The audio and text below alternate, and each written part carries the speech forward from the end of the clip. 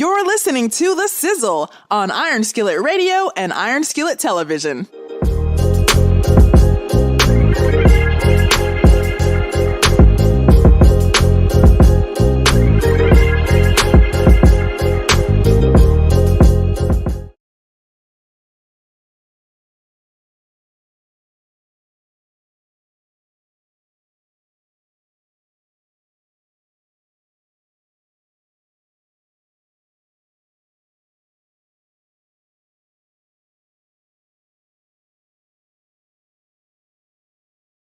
So listen, man, it's time for a little football talk.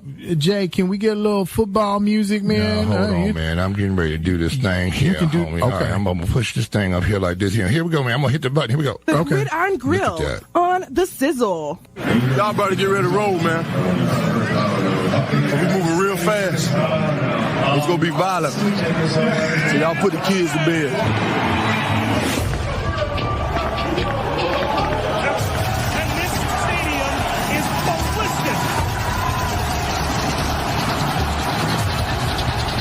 Lights, cameras, action, baby.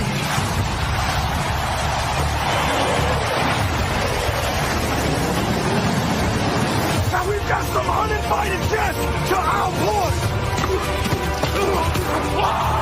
Let's go to the next level. Ain't nothing else to talk about. This ain't over yet. This is all that matters.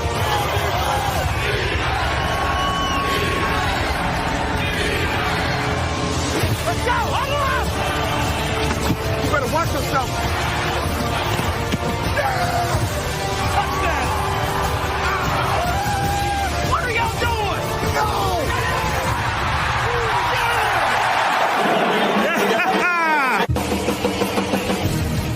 You know who it is. You know what it is. It's The Sizzle in the building with the Gridiron Grill. And listen, man, we couldn't have The Sizzle and we couldn't talk football if we didn't have our man, John Bowles, in the building. If we didn't have JB Stats on, I wouldn't even want to talk football. That's what I'm saying to you. I could not talk football without JB on the line. So listen, ladies and gentlemen, without any further ado, JB Stats is here with us so we can talk a little football. We can talk about the Chicago Bears. We can talk about what's been going on. So hopefully, you know, we haven't we haven't bored him while he's been waiting for the intro. So JB, can you hear us? Loud and clear. How you doing, fellas? Hey, man, what's good, bro? How you feeling today? Man, good and just optimistic, ready to bear down, man. I can't wait. Okay. So we've talked about this a little bit, man. We had a little discussion. And I've also, man, I got some questions for you. It's a lot going on, man. Because I didn't even know about the Bears and their international football thingy. Look, man, we got to talk about a 6'9" Nigerian tackle with quick feet. We got to talk about that. We got to talk about the running back room, and we're going to talk about it later in the show. We're going to talk about some running backs with our pro running back. We've got a member of our team that's getting ready to go to Canada and get ready to try out for the CFL, so we're going to talk to him a little bit later on in the show. But we haven't talked to you yet, JB, about what your impressions were of the draft for the Chicago Bears and the draft overall. But how do you think that Ryan Poles did in his second draft with the Chicago Bears? Here's the thing. You know, we were a little hard on Ryan Poles as well as we should have been because, you know, he didn't have much to work with, but he also, you know, did a couple of questionable things that we didn't realize he was, you know, rookie mistakes. It happens, right? Right. But when he hits home runs like this, and when I say home runs, I'm talking about getting pound for pound, one of the best, most agile, most complete tackles in the game. That's what we need. Everybody's clamoring to do this position, do this position. Nothing's going to happen unless we protect Justin Fields. We're not going to see Justin take that elite level step like, you know, like a Justin Herbert did, you know, after his second year, like a Cam Newton did his MVP year. Even last year, like a Jalen Hurts. When you put a line in front of some of these quarterbacks, it just speaks volumes. It really does. I know that we talked about it. We discussed some of the players, but I think we had a consensus, and we talked about Darnell Wright. and we talked about where they could go. But for the listeners who don't know, and for one in particular listener, that's Miss Mommy Sizzle, my mom is listening, and she had a lot to say about the Bears not taking a defensive tackle from Georgia. So let's go ahead and get into this conversation, man, because to me it looks like Ryan Poles made a statement. Now, maybe I'm reading too much into this because I am in investigative mode. If you didn't hear, I got some mystery packages in the mail. I've been trying to figure this out, and by the end of this show, we're going to figure out who sent me 3 DVDs. But more importantly, we're going to figure out why Ryan Poles decided that he would not take the preeminent 3-technique football savant that was sitting right there for him to take. And in fact, not only did he not take Jalen Carter, he traded down a pick and then picked up a right tackle, not a left tackle. JB, can you make this make sense to the listeners and to Mommy Sizzle so she figures out what's going on here? Absolutely. First and foremost, happy early Mother's Day, Mommy Sizzle. Yeah. Just throwing that out, you know. But digging right into it, I mean, we spoke very, very candidly about Jalen Carter and the ups and downs, not just off the field, but on the field. Low production against top 25 teams, low production against really little to no production against top 10 teams. So, I mean, to say he's this big world eater of a man, this Aaron Donald-esque D tackle that's just going to change the game, I never saw that. The stats don't prove it. He was on a basically an NFL caliber team last year when they won the national title. About 6 of those Georgia teammates got drafted to the to NFL teams. He comes back this year, they win again. He's the man. But if you remember watching the national title game, I don't remember seeing Jalen Carter doing too much against C.J. Stroud and them boys. DeJuan Jones and Paris Johnson had him locked up. Mm-hmm. I also don't remember him being on the field in the fourth quarter because he's out of shape and tired. In my opinion, Ryan Poles did the smart thing for Chicago, for the locker room. We already don't have much of a veteran presence in the locker room, so now you got a kid, all jokes aside, but you got a kid that likes the fast life, fast cars, fast food, fast women. It's plenty of that in Chicago, and this probably just would have been a bigger distraction, especially with no veteran presence like, hey, little brother, calm down. Let's focus on why you're here. Let's get our football game together. And I just don't see the production that warranted. I challenge anybody. Look at Jalen Carter's stats over the last 2 seasons against the Javon Dexter.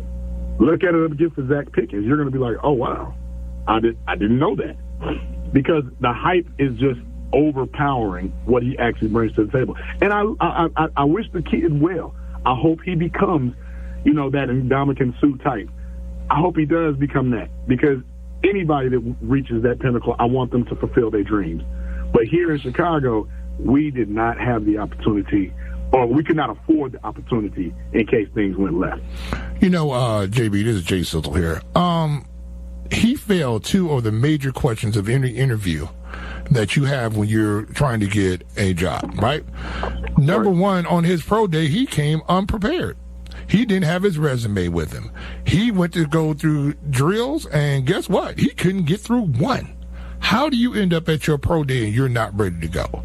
And the second thing he failed, which I think is the most important thing that he failed, was the character side of the interview.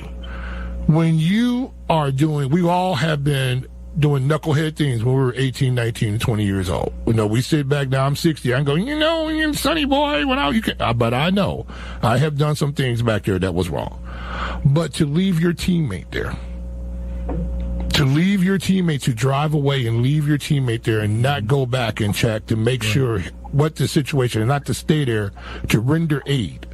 At that point in time there, that shows you the character of that man. And I think right then, Poles, once he found that situation out, I think he was not going to be a Bear. Because the biggest thing right now, what you just hit on, is the locker room. We need to build this locker room, because right now, who is your leader in your locker room right now? Who is the captain of the Bears beyond Justin Fields? From what we hear, it's actually Justin Jones. He's highly respected. His voice carries a lot of weight. But here we go again. That's still somebody that's only been there a year going into his second. It's not like he's a, 8, 9, 10-year vet. It's not like, you have back 2 years ago when we had Jason Peters come in and tried to maintain some type of stability in that line and just, hey, guys, let's get it together. Let's go. Right. We don't have that on the team right now. Anybody that's watching what's really going on is Ryan Poles is starting the culture over. He hit the complete reset from top down. And as we go along, do we have room for a person who does not really show character on the field, but also lacks judgment of character off the field? I mean, I hate to bring up this taboo situation. Henry Ruggs, awful what happened to that man, awful what's going through. But Jalen Carter was in a similar situation. He just had people around him that told him to get out of town. True. Very true. So, JB, let me ask this. With what we see with the Chicago Bears line, and it seems like they're just throwing asset after asset at this, because we did just bring up in the opening that the Bears have gotten an international player, not ready yet, but it shows where their mindset is. So I think the right side of the line is done for the Bears unless there's some kind of tremendous change in camp somewhere once the pads come on over the summer. But what does this say about the left tackle position for the Chicago Bears, that not only was not a left tackle picked, but there is no imminent replacement for the current left tackle for the Bears? So I think it's twofold at this point, because you're right. That right line on paper seems very very solidified, with Nate Davis coming in as just a beast, just huge. Smaller. That was huge. The kid blocked for Derrick Henry and, is excellent in pass block protection as well. I think, though, if we look back to Tennessee a couple of years ago, Darnell Wright can play left tackle. And I think that's more of the reason why they did get him, because now for beyond a shadow of a doubt that he can play right tackle, right? But if Braxton Jones doesn't take a step forward, you can easily try to say, hey, let's put Braxton to the right. Let's move Darnell to the left. At least Justin can see from the right side if Braxton does get, beat by some of our quicker D edge rushers and everything. At least Justin can see it coming. But whereas, on the left side is your blind side, you got to have a lot of hope and prayer and trust for your left side, when you're a right-handed quarterback. Mm-hmm. But isn't it, though, we've seen that before. They moved, we had a really good right tackle, and then they moved him in to guard, and then he should have stayed at guard, and then he ended up tearing up his knee. My whole thing is this, right? Why not put a kid where he's best at? This right kid is a right tackle. If I've ever seen one before in my life, he is a right tackle. Put him there. Let's get him to the Pro Bowl. Let's find a left tackle. Because the thing about it is, if we start moving people around, especially the left tackle, there's a lot of wear and tear on an offensive lineman, because that is where that best pass rusher is coming off that blind side, and that's a big man moving fast over there. And we know the Chicago Bears. This is my sidebar for this, JB.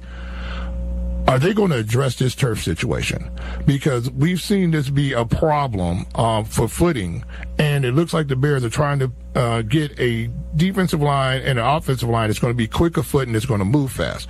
The issue is that if we put a guy over there who that is not his strongest suit. He can play left tackle, but let's leave him where. We got maulers on the right hand side now. We got people with attitude.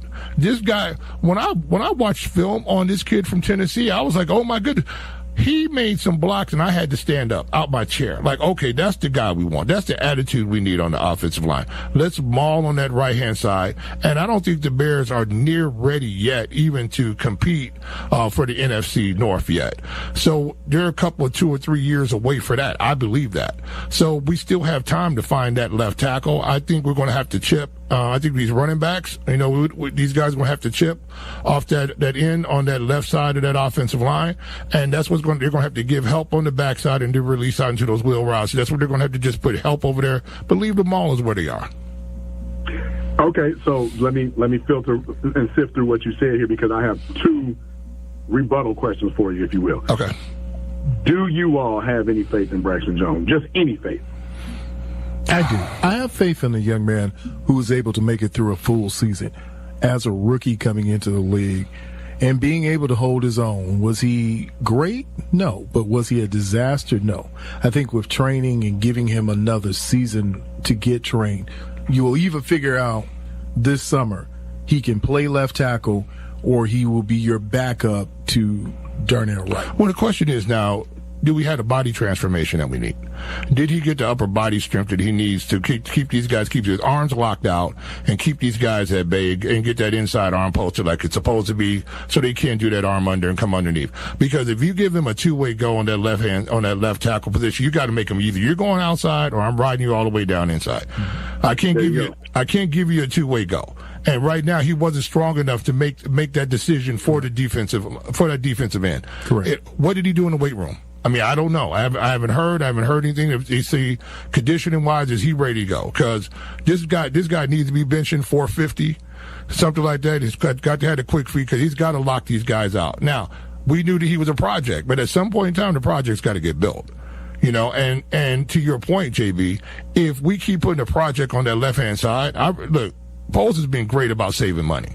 But now if we need to go and find somewhere down the road either this year or next year and go find a true left tackle that we need to pay, then that's what we're going to have to do at some point in time because if this kid is not ready to go this year, who's to say he's going to be ready to go next year? The NFL is, look, everybody's on scholarship in the NFL. Everybody's job is on the line. This is one of the few sports out there that people don't realize that every year you are interviewing for your job because there's always somebody else, especially these assistant coaches. So they're spending every night that they possibly can trying to figure out a way how to beat this guy. Once they find a weakness, they're going to use that weakness against you. So the question is now, did he put in the work? I don't know. I haven't heard anything about that. I haven't seen any articles that, hey, he looks great. Look how his feet are moving. He's put on 20 pounds of muscle. Haven't heard about that. So it's a wait and see. Right. It's like the mystery box. You know, hey, Monty, what's behind door number 2? You know, let's make a deal. But I go back to something that was very telling to Fred Miller, former offensive right tackle that spoke to us and said, can the boy dance? Like, can he dance? Yeah. Yeah, his footwork. Can he dance? He's got to work not just on his strength, but his footing because now your best friend of a shorter, faster edge rusher is your first step. Beat him to the spot and maul him to the ground. Get him up out of there. Push him out so that Justin can see the pressure come and step up in that pocket. You know, so those are the little things that you know, we don't know, like you said, Jay Sizzle. Are these being worked on in private? And it's just going to be like, wow, look at the transformation when when they unveil us, come preseason or mini camp, whatever.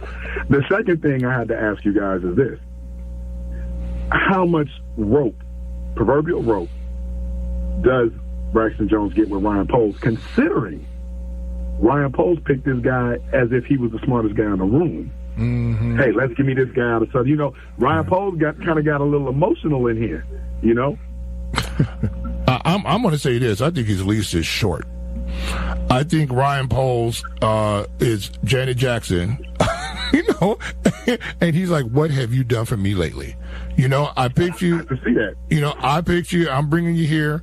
You saw how you cleared that money out of the running back room. Hey, David, I should love you, but you're not going to be the one to take us to the promised land. I could get 4 more guys in here for half the price that I'm paying for you. We'll see you later. Now you just hit the nail on some sensitive subjects right there, because I'm gonna have to. I don't mean to cut you off, but I got to pause you right there, because we can get. I'm a bit. Go ahead. Because look, people were ready to storm the castle when they didn't re-sign Montgomery. I get it, but hey. If you all have watched any Texas football, yes, sir, and we know about Bijan, yes, sir, but Roschon Johnson, man, is a problem. Yeah. Khalil Herbert better buy a jug machine for his garage, because this kid can do it all. And I think Khalil Herbert's leash is short. Yeah, and I'm going to tell you the thing about this kid, too. He was a quarterback coming out of Texas, so he and a backup behind one of the best running backs in the nation. So what does that tell you? He does not have a lot of mileage on those legs. Not a lot of mileage right now. And so this guy's coming in fresh and angry, and he's a guy, what did he say the other day, G Sizzle? I'm ready now to go and get some contact. Right. No more. I don't want shorts on. I need pads. Now, this is a guy who runs, high 4.5s, 4.6, whatever situation. So we know he's not going to break it outside. That's not what he does. So the Bears now have to become that team that can keep their defense fresh. And now we need that guy that can give us at 2 yards in the third down. We know we can get this guy the ball. He's going to go get it done. This is what the Bears need right now. And if this guy is that guy, then like you said, Khalil Herbert, because look, I think Ryan Poles is like what? He's already got somebody else ready to come into that running back room. I mean, everybody better be ready to go. Don't get comfortable. Don't buy a house. You better rent, lease your car, because you might not be here long. Well, I give it up to JB. I am a firm believer that the room is not so much short on the line room. It's that running back room. That running back room, and maybe the receiver room too, but that running back room, you've got guys who have NFL experience, and you've got guys there. Khalil Herbert, if you want to start, and I know he's listening because everybody listens to the Sizzle here on WGVE, you're going to have some work to do, bro. Well, they brought some people in to do your job. And you got Deonta Foreman there, right? Oh, he had like 950 yards last year. Mm-hmm. You know what I'm saying? So he's a guy, he's serviceable. This guy is a good back. So are they going to run? Are they going to try to split this load back there? I don't know. I don't see the Bears giving one ball carrier 25 carries, 20 carries in this offense. I just don't see that happening. But we know that if you don't run the ball and make people come down and step down to that box to stop that, you're not going to get Justin Fields the windows that he needs to throw the football. If you got people who can sit back there and they can just take care of that box with 7 people, then it's going to be a problem because those open windows, those things up the seams are not going to be there for Justin Fields. And we all know that that's what he needs to be able to throw. You just saw they just brought in another tight end recently. They just brought in a tight end. And I'm going to ask you, JB, what do you think about the Bears? What does this say with bringing in Stephen Carlson to Chicago? You already have a franchise tight end, supposedly. You do? When did that happen? Well, you know what? You're a Debbie Downer. I mean, I'm not on the Cole Kmet train yet either. I'm at the station waiting to see if it's going to pull off or not. Well, at least the train is there. He's in the station right there. He's getting ready to pull off. But then you bring in a Green Bayer, and now, JB, you've got an offensive coordinator now saying, hey, you know what? I think that Justin is light years ahead of last year and last offseason for where he is, and now bringing in more tools, we'll be able to do more. So what's your thought about Luke Getsy and now a new tight end and how this thing is going offensively? So I'm gonna hold reserve judgment for Getsy because, as you know, I've been on record saying that I think he's just overmatched. He's not ready. Hopefully he picks up some pointers and he did coach the Senior Bowl and got his feet wet a little bit, but I'll reserve judgment for him. Mm-hmm. As far as bringing in Robert Tonyan, that's huge. We talking about a red zone target, short hands, good route running, more than adequate blocker. So when you have that double tight end personnel, you can solidify and chip a little bit, hit those thick routes. But man, on paper, because that's all we got right now, we cannot say that we've seen the Bears with this many weapons since they had Alshon Jeffries, Brandon Marshall, and Matt Forte. I mean, they are stacked right now. And I don't know if you guys really paid attention, but don't trip on Tyler Scott. Tyler Scott is hey, man, I'm going to get it. DJ Moore is one of those, I'm going to get it. And that falls right into Justin's strength because Justin is a great deep ball thrower. Getsy got to let it loose. I do not want to see Justin Fields leaving the team and rushing again. I do not need to see that. I don't. Yeah, and see now you're walking down in my lane. We're holding hands together, and we're skipping down that road that I do not want to see Justin Fields rushing for 1,000 yards because you know what that tells me? That the Bears are going to be trash if he's rushing for 1,000 yards. And that Getsy don't know what he's doing yet again. Yeah, and because there's no way we've yet to see a quarterback being able to consistently do that year after year, and we're at the point right now with Justin Fields. It's make or break with Justin Fields right now for me. It's like, okay, kid, you've been in this offense. We know that you have the legs. Now can you read the defenses and put the ball where it needs to be? Because he's got to throw the ball in tight windows right now. And I think that's the reason why they brought in these running backs, to make teams have to honor the Bears running game. So he gets an opportunity to throw. And now you got guys with a big catch radius out there. We look at Mooney getting back off that ankle. They're saying that he's going to looking good coming back off of that. We're looking to get some more speed. If we can pick up some more speed on the outside, because we need to take the top off these defenses right now. You cannot just have these guys sitting in this cover 3 shell like, okay, we're going to force you to make you throw these balls in these tight windows. And by the way, you hold the ball a little bit too long anyway, and our rush is going to get to you. And that's my biggest thing with the young Justin Fields right now. Has that release become quicker? Is his footwork better? Can he get the ball out quicker? Because we know he has a great arm. The problem is now, will he get an opportunity to showcase it? Because we need that half a beat right now. And JB, you know what I'm talking about. Absolutely. And I think one of the things that I've just noticed just watching and analyzing Justin just last season, if we really, really look at what he was dealing with, he didn't have a bad season. You know what I'm saying? If we really, really break down the tape. Now, part of it is, we wanted him to check the ball down more because there were some quick options open. But I still think that wasn't the play calling. For some reason, when you look past the check down, as in the line is bad, it's like 1,000, 2,000, okay, I got to get out. Where's my running back? Where's my tight end? I think Getsy, to a point, I don't have fact on this, but I just have a feeling that he was still telling him 1 read, 2 read, run. Because you ever notice how when we're like, okay, Justin, why haven't you let the ball go yet? Why haven't you let the ball go yet? And you look at the tape and it's like, they're not really open. Then he takes off. Because I just think Getsy is telling him, if it's not there for sure, run. But isn't that though? But okay, now we're not trusting our quarterback to do what we've trained him to do. You know what I'm saying? And how is he going to learn it? And the only way you're going to learn is under fire. And that type of thought process, if Getsy's thinking that way, now I'm with you on questioning him. It's like, look, you got to let this kid go through the progressions. Now, you can't put him in a situation where he's going to get beat to death back there. So that means you got to roll him out and you got to move him. You got to move that pocket. You got to move the pocket. You got to stop letting him setting up, because they were having him set up on that left side all the time.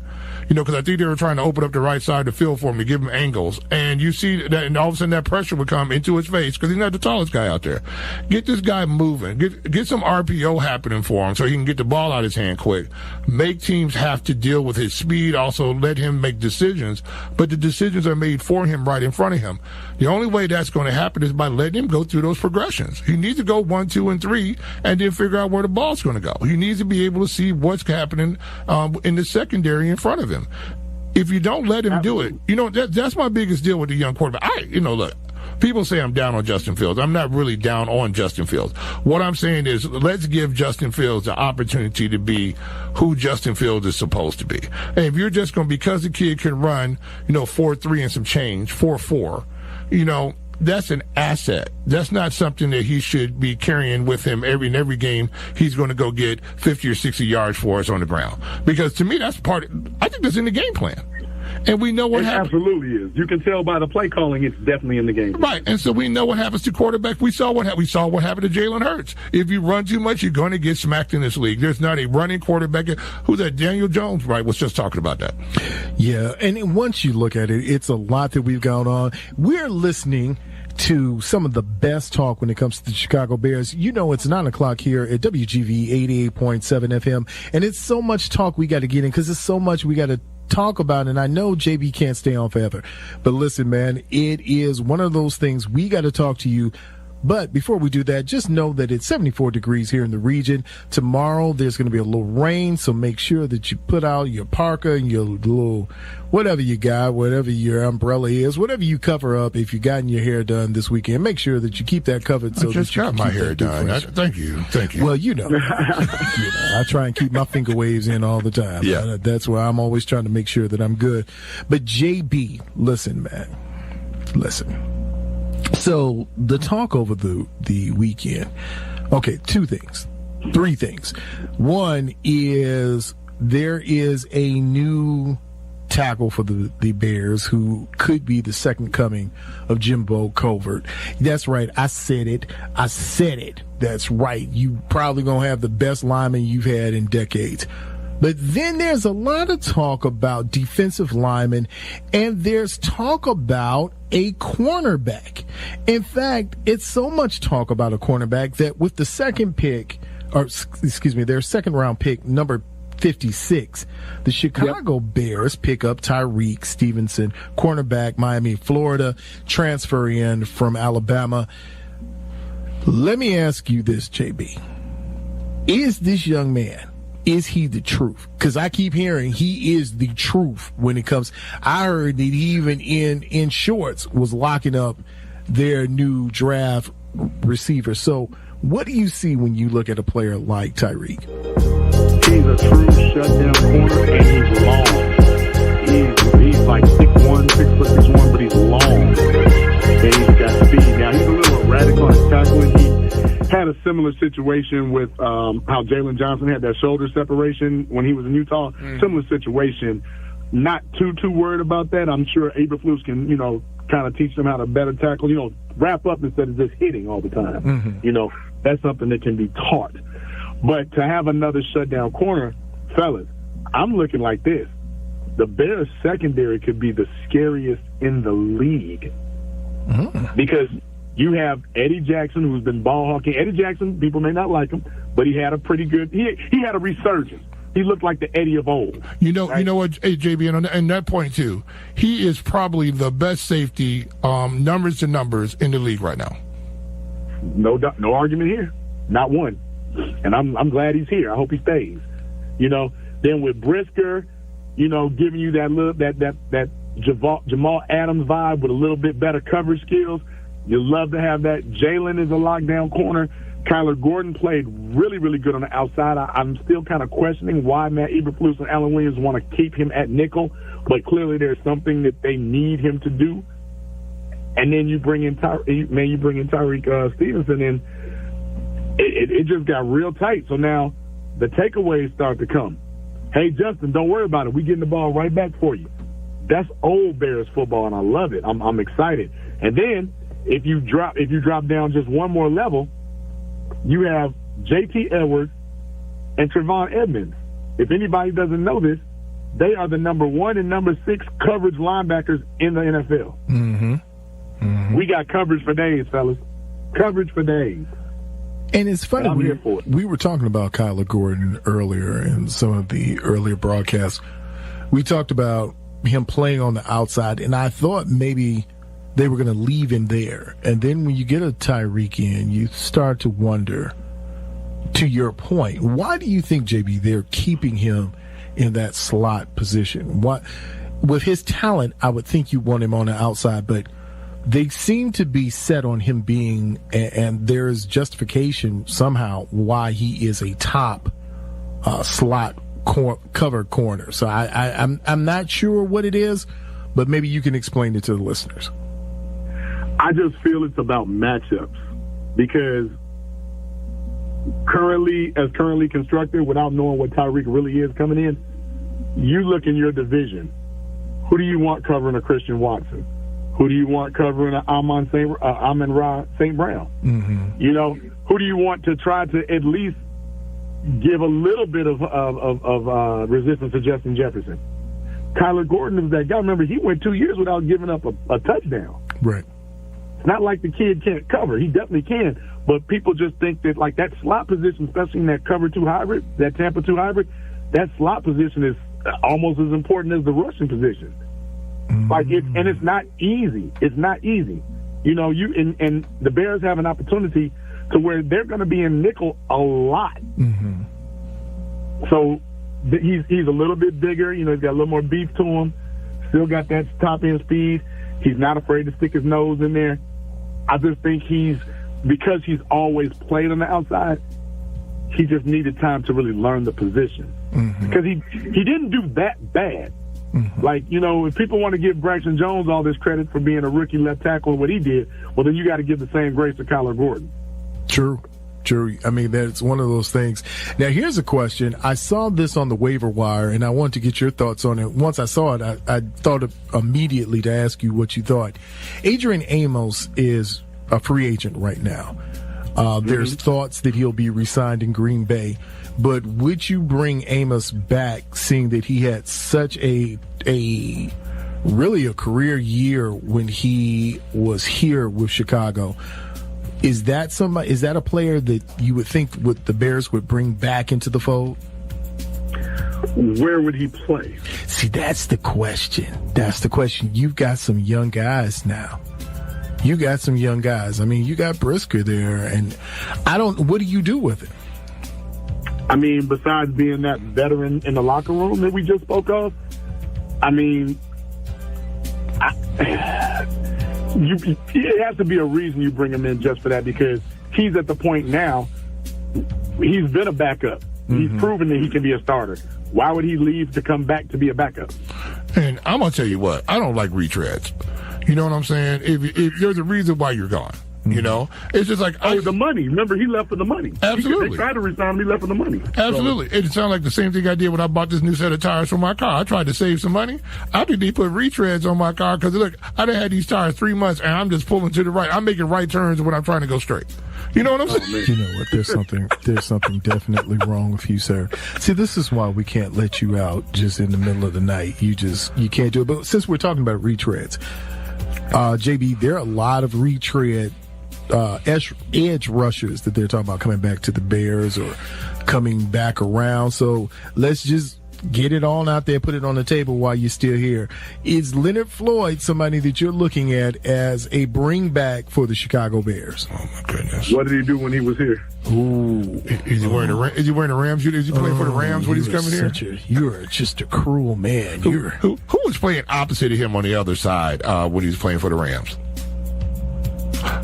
It didn't matter at that point because it was all about Aaron Donald. Right? I was about to say it was Aaron Donald.